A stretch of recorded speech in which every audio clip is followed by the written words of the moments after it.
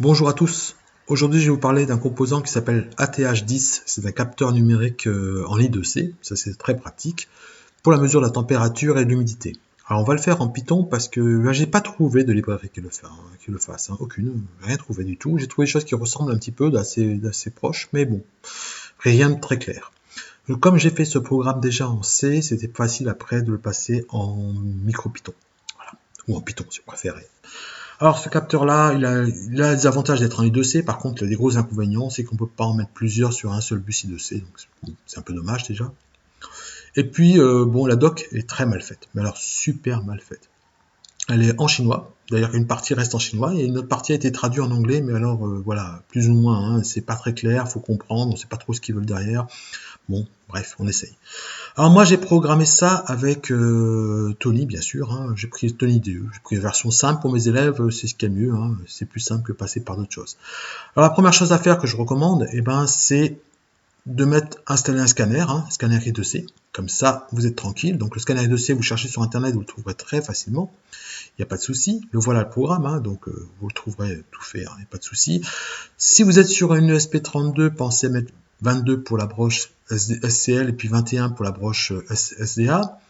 400 kHz, 400 MHz, kHz, oui, pourquoi pas. Mais bon, après, c'est à voir. Ça peut être 100 kHz aussi, ça peut très bien marcher. Voilà, et puis vous lancez votre programme. Vous ne touchez pas, logiquement, vous copiez-coller, ça marche. Si vous avez câblé correctement, vous devrez voir apparaître une instruction qui s'appelle, voilà, cette valeur-là, adresse I2C 038. Et là, vous êtes sauvé. Ça veut dire que vous l'avez déjà bien câblé.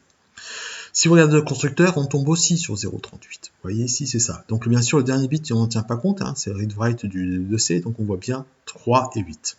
Donc 38, on est bon. Ce qui veut dire que dans le programme principal, puisqu'on travaille en I2C, on va importer from machine, importe les broches et le soft I2C, puisqu'on est en soft I2C. Et ensuite, on va créer un bus I2C, qui s'appellera I2C0 chez moi, qui est un bus de type I2C, plutôt de type soft I2C, qui utilisera la broche 22 et la broche 21 à 100 kHz. Alors pourquoi 100? Parce que le composant est un peu plus stable visiblement sur 100 kg que sur ce composant-là, que 400. Le constructeur n'a pas l'air très clair, mais 100 ça va bien, alors bon, je me dis, bon, je laisse 100. De toute façon, quand on mesure une température, on s'en fiche de la vitesse, hein, je veux dire, ça évolue pas à cette vitesse-là, donc aucune importance. Voilà. Donc moi j'ai laissé. Alors, ça sera important. On pourra créer d'autres bus si vous utilisez d'autres broches. Créer d'autres bus. Alors moi, sur ma carte, c'est un peu compliqué parce que j'ai une carte qu'on a achetée qui est assez simple et qui ne me permet pas d'avoir deux bus. Mais bon, peut-être qu'on peut essayer. J'ai jamais trop testé de voir si on peut mettre plusieurs bus en mettant un soft I2C. Voilà. Maintenant, on va s'intéresser à la doc constructeur.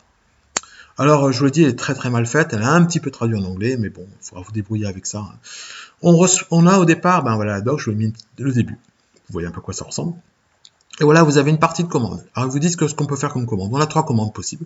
Initialiser, déclencher, trigger, déclencher, et puis faire un reset.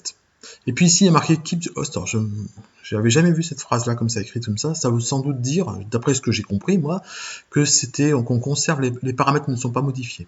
Bon, voilà. Je ne sais pas trop quels paramètres, parce qu'on ne peut pas trop les modifier non plus. On n'a aucun accès. Voilà, mais vous avez des codes. Hein. Donc là, pour initialiser, ça correspond au code, je sais pas combien ça fait ça, E1, voilà. Trigger, on voit quoi, AB, non, AC. Et puis là, soft reset, ça fait, je sais pas quoi, BA, voilà. En hexadécimal. Hein. D'accord? Donc on va utiliser ça. Alors commençons par le début. Alors, comme il n'existe pas de bibliothèque, d'accord, de ATH10, moi je vais en créer une. Et on va la faire ensemble, on va la fabriquer. Donc ce composant-là va s'appeler par la suite, le fichier, il va s'appeler ath10.py. Et mettez-le en minuscule, c'est souvent comme ça qu'on le met. Et dedans, on va avoir un composant qui sera en majuscule ath10. D'accord? On va fabriquer des composants ath10 à partir d'un fichier qui s'appelle ath10.py. Ce fichier, on va le créer, il faudra penser à l'enregistrer dans votre ESP32 avant d'utiliser le programme principal. Hein. Sinon, forcément, il va bugger. Hein. Je cherche ce fichier-là, je ne le trouverai pas. Alors j'ai fait, voilà, je l'ai écrit en anglais un petit peu, c'est mon anglais, hein, je suis pas sûr qu'il soit parfait, hein, voilà, je suis pas un prof d'anglais, donc il y a des petits mots qui vont pas.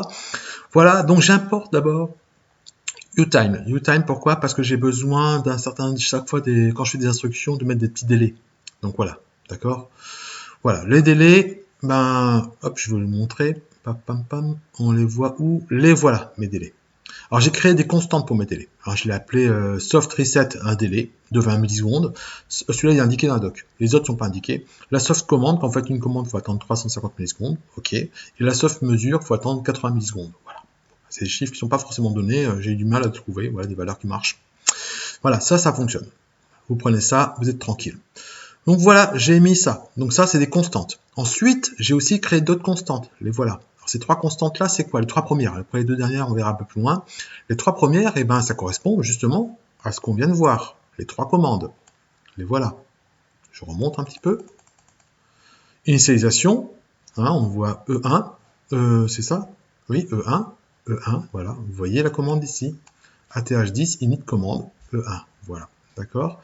Pareil pour le trigger. Pareil pour le soft reset, d'accord? Les voilà, d'accord? Ensuite, j'en ai rajouté deux autres, data 0 et data 1.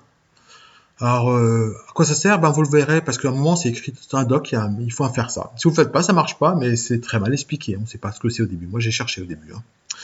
Voilà. Alors ensuite, continuons notre fichier. Donc, j'ai créé pour l'instant juste des constantes. J'ai rien fait. Ensuite, ben, je vais créer, bien sûr, une classe. La classe ATH10. Ben, c'est mon objet. Capteur. Je pourrais en créer comme ça je pourrais utiliser la TH10 sur d'autres, par exemple un deuxième bus I2C, hein, d'accord? Donc c'est un objet qu'on va pouvoir utiliser plusieurs fois. Bien sûr, quand on crée une classe, on crée une définition d'init, une init qui sera automatiquement exécutée. Alors, elle va importer quoi? Elle va importer uniquement le bus. Le bus, parce que c'est qui dépendra, lequel on va utiliser. Nous, on va utiliser, je le remonte un tout petit peu plus haut, dans mon programme principal, je vais préciser que j'utiliserai le bus I2C0. Quand je vais appeler ce composant-là, je vais lui dire que j'utiliserai ce bus-là. Donc, il sait où sera branché le capteur et à quelle fréquence on va travailler. Voilà. Donc, ça, il va le savoir ici. Je redescends. Toc, toc, toc. Ça me prend un petit moment quand même. Voilà. Je lui enverrai le bus. Donc, il va recevoir le bus, il va le mettre ici. Donc, self I2C, il connaîtra son bus. Ça sera chez nous I2C0. Ensuite, l'adresse est imposée. Donc, moi, je n'ai même pas passé de paramètres d'adresse puisque l'adresse est fixe. On peut en mettre qu'une seule sur cette carte-là. C'est un peu nul, mais c'est comme ça. Ensuite, vous voyez, j'ai créé des buffers, des tableaux, hein, d'accord, de 2, de 3 et de 6. Alors, le 6, c'est pour lire, mais le 2 et le 3, je les ai fait. Alors, à quoi ça sert ça? Si vous regardez la doc I2C, vous voyez qu'on utilise chaque fois un buffer. Ici, c'est un buffer de 10 qu'on va pouvoir envoyer. Pour faire des écritures, il faut renvoyer, passer par un buffer, hein, une espèce de tableau, si vous préférez, hein, d'accord, donc d'une valeur. Donc ici, un tableau de 2 et un tableau de 3. Je vais en avoir besoin. Ensuite, moi j'ai fait dans l'ordre des commandes. J'ai commencé par faire un reset et ensuite j'ai fait une initialisation de la commande. Voilà, d'accord? Init commande. Voilà, j'y suis. Alors qu'est-ce que je fais dans le reset? C'est super simple. La doc elle est donnée. La doc est mal faite, l'adresse est pas bonne. Bon, ok. Alors il faut changer l'adresse, il faut mettre l'adresse de votre adresse I2C. D'accord? Je sais pas pourquoi ils ont fait un copier-coller d'une je ne sais où. Ça marche pas, donc vous prenez celui-là, ça marche. Alors bien sûr, j'ai fait un write, hein, exactement ce qu'il a écrit là-haut. Par contre, comme c'est juste un octet à envoyer, j'ai mis byte directement l'octet. D'accord? Donc la commande que vous avez là, c'est ma constante qu'on a vue un petit peu plus haut. Et après, j'ai attendu un certain temps, je vous l'ai dit, 20 millisecondes. Donc ces deux chiffres, ces deux valeurs-là, c'est celles qui sont ici. Hein? La voilà, le reset, BA. Et puis la durée, le délai qui est de 20 millisecondes. Le voilà. D'accord? Donc moi j'écris ça comme ça, vous pouvez écrire ça autrement, mais bon, c'est quand même plus clair de comprendre ce qu'on fait en disant voilà, je vais envoyer à cette adresse-là, qui est ici, qui self-adresse et montre 038, la valeur qui est ici. D'accord? Et puis ainsi de suite. Tout va bien. Maintenant, il faut faire la partie initialisation. Alors init, c'est aussi écrit, mais c'est écrit que dans le texte, il faut bien lire le texte pour s'en rendre compte. Ils disent qu'après avoir pour faire l'initialisation, il faut faire la commande suivante, une série de séquences. Avec après attendre qu'on puisse faire la mesure. Donc voilà la séquence. Il faut faire donc les deux commandes que vous avez là, hein, initialisation et ensuite faire un trigger. Alors on le retrouve là, d'accord? Donc là, la commande et puis une deuxième commande ici. Donc init et le trigger. Comme j'ai deux fichiers, comme j'ai deux commandes à faire, je les ai mis dans un buffer de 2.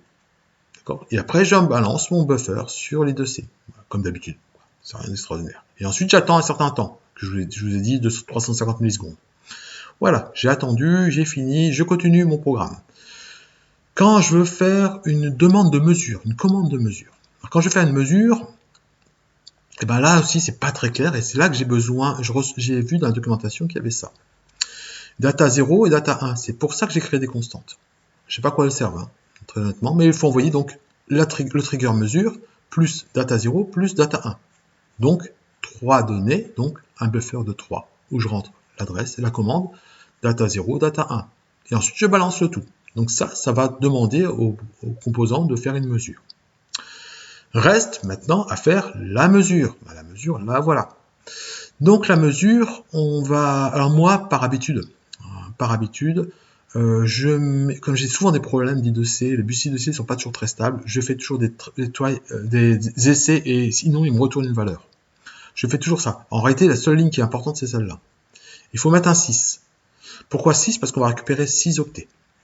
Alors, j'ai mis un data buffer qui a été créé tout à l'heure, et puis je dis de lire, c'est la commande qui est là. Hein. Vous voyez, d'accord? Ici, au lieu de mettre 4, j'ai mis 6 parce que voilà, j'ai besoin de 6 octets.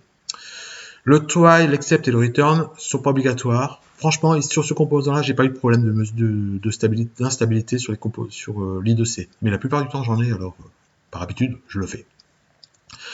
Maintenant, on va faire le calcul de l'humidité. Alors, je vais vous montrer quand même les composants. Le voilà, on récupère tout ça. Vous voyez, 1 octet, 2 octets, 3, 4, 5, 6. Le premier qui est en chinois, là, ça veut dire statut. Hein, c'est le statut, il nous renvoie à l'état du système, du composant. Bon, c'est pas clair, hein, mais c'est ça. Hein. D'accord. Donc après, on récupère l'humidité sur plusieurs octets. Vous voyez, et la température aussi sur plusieurs octets. On récupère ça en tout sur 20 bits à chaque fois. Ensuite, il faudra faire des calculs. Avec l'humidité, on va faire un calcul qui est ce type-là, et avec la température, on va faire ce calcul-là. Donc les calculs, on les retrouve ici. Voilà l'humidité. Voilà pour la température. En fait, j'ai arrondi rapidement. Hein, j'ai fait le calcul. Le seul truc qui est compliqué, c'est cette ligne au-dessus. Alors là, on va remercier à tout prix. On va être tout heureux. On va récupérer, vous voyez, dans buffer 1, buffer 2, buffer 3, et ben c'est là. Hein. Buffer 0, buffer 1, buffer 2, buffer 3, buffer 4, buffer 5. On va récupérer les informations. Et là, je vous le dis, on va remercier de travailler en Python, parce que Python, c'est tellement plus simple pour écrire la commande ici. Alors, elle a l'air compliquée et tout, je vais vous l'expliquer juste un cran plus loin. On va descendre. Alors, ces deux lignes-là, hein, je vous explique. Cette ligne-là de calcul, pour retrouver mon rho humidité, donc ma valeur brute de l'humidité sur 20 bits, et pour retrouver ma valeur brute de la température sur 20 bits, à partir des données. Sachant que l'humidité, elle est coupée ici en plein milieu, et que la température commence ici, et va jusque là. Ah, je vous montre ça, c'est très simple. Le voilà. Voilà l'humidité. Et après, la température commence ici, sur buffer 3, et 4 et 5. Donc, qu'est-ce qu'il faut faire? Je prends l'humidité qui est ici. Je le pousse de 16. Buffer décalé de 16. Super simple. Hein, ou auquel je rajoute l'humidité ici. Décalé, lui, de 8. Tac, il vient ici. À ça, je rajoute buffer de 3. C'est-à-dire tout ce paquet. Hein. Je le mets ici. D'accord? Et maintenant, il faut que je récupère que l'humidité. Qu'est-ce que je fais? Je décale de 4. Et hop, le décalage de 4 est là. Et hop, je tombe sur l'humidité sur 20 bits. C'est pas top ça. C'est beaucoup plus facile à écrire quand on sait. Hein. Donc, ouf, ça marche. Pour la température, c'est un peu plus chaud. La température nous embête un peu. Pourquoi la température nous embête un peu? Alors, on voit peut-être pas bien tout le schéma là, ici. Je décale un tout petit peu. Voilà. Pourquoi? Parce que la température, au départ, il y a de l'humidité. Donc, il faut supprimer cette partie humidité. Donc, pour faire ça, j'ai pris le buffer 3. Et j'ai d'abord fait un masque avec un 0F pour récupérer que la partie. Donc, ici, je mets des 0. Hein. Je me retrouve avec des 0 et je récupère donc que la partie température que je vais décaler de 16. Auquel je vais rajouter celui-ci décalé de 8, exactement la même procédure. Et le dernier, ici, il n'y a pas de décalage à repartir dans l'autre sens, puisque tout a été mis dans le bon sens. Voilà. Voilà comment ça marche pour récupérer le calcul. Donc ce calcul-là, qui a l'air très compliqué, vous voyez, quand même plus simple. Je vous garantis, beaucoup plus simple qu'en C, écrire en C, on galère un peu, parce qu'il faut mettre les bons formats, enfin voilà. MicroPython, Python de manière générale, gère bien les formats, donc c'est pratique. Écrivons le programme principal maintenant. Alors le programme principal, donc là on l'a fini. Hein. Là on a fini le fichier qui s'appelle comment d'ailleurs, je sais plus, ath10.py. On l'enregistre dans notre ESP32 et on est content. Allons maintenant dans le programme principal. Toujours dans Tony. Hein. Donc là j'importe les pin et software parce que soft I2C parce que j'en ai besoin. Donc soft I2C, voilà, j'ai créé ma mon bus I2C, j'ai créé mon capteur. Alors j'ai créé un capteur à partir d'ATH10. C'est là qu'intervient le majuscule d'ATH10. C'est ma classe ATH10, qui lui recevra la valeur I2C0. Il est branché sur I2C0. On avait dit qu'on devait récupérer ça. Initialisation, rien à faire. Tout a été fait dans l'init ici. Hein. C'est pour ça que quand on crée une classe, eh ben, il exécute une init. Soit vous faites rien dans l'init, mais moi je lui ai demandé de faire des choses. Hein, je lui ai demandé de faire tout de suite le reset et tout de suite faire le début. Donc tout ça c'est déjà fait. D'accord? Donc dans mon programme principal qui fait que lire ici, bon bah il n'y a rien. Bon, ok. Et dans ma boucle principale, ben, qu'est-ce que je fais? J'ai lancé une demande de mesure. Okay, ça commence. Capteur 1, il s'appelle du coup 1. Et puis commande mesure. Et après j'ai récupéré H et T. D'accord? Température en zone lecture. Parce que la lecture, si vous regardiez un petit peu au-dessus, je reviens. Voilà, je faisais un return, humidité et température. D'accord? Donc je récupère ces deux-là. Je redescends, je fais un peu vite, je sais. Voilà, je récupère humidité et température. Et ensuite, je l'imprime. Imprimer, alors ça va imprimer comme ça. Hein. J'ai mis précision 2%. Alors vous voyez, comme c'est 2% la précision, ben, j'ai mis un sale H. Pourquoi j'ai fait ça? Pas pour arrondir au niveau supérieur ici, hein, c'est le niveau supérieur. Arrondir l'humidité, pas un chiffre avec 5 chiffres après la virgule, sachant qu'on est à 2% près, c'est n'importe quoi. Donc j'ai mis ça comme ça. Et puis pour la température, pareil, on est à 0,3 degrés près, donc je l'ai arrondi avec cette instruction-là à 0, à un chiffre après la virgule. Hein. Pas la peine d'avoir 3 chiffres, si après la précision c'est celle-ci. Voilà, c'est aussi simple que ça le programme. Donc c'est très court le programme. Il faut juste savoir écrire, par contre, la bibliothèque qui permet de le faire. Mais là, je vous ai montré un peu comment on fait la bibliothèque, donc c'est assez facile. Et puis voilà, j'espère que ce cours sera utile à tout le monde.